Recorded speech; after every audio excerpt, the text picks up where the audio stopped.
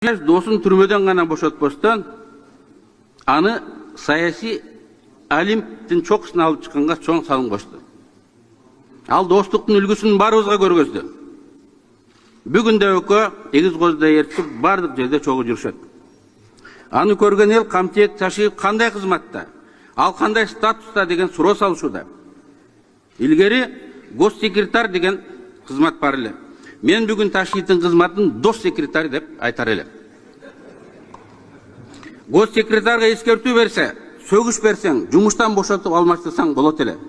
Дос секретарды алмаштыра албайсың. Андан кутула албайсың. Ушул кезге чейин Акаев, Бакиев, Атамбаев, Жээнбековдердин трагедиясынын негизги себеби эбегейсиз бийликти өз колдоруна жыйнап, анын үзүрүн эл эмес, жакын достору, туугандар көргөндүгүндө болгон. Алар да анга, жарга ошол жакындары, достору түрткөн. Бул бүгүнкү бийликке, урматтуу Садырбек Кажаев, сизге, сиздин айланадагы ишенген командаңызга чоң сабак болуш керек. Ошондуктан урматтуу Камчыбек Кыдырбаевич, сиздин жоопкерчилигиңиз Садыр Жапаровдун тарых алдында кем эмес, балким андан да жогору.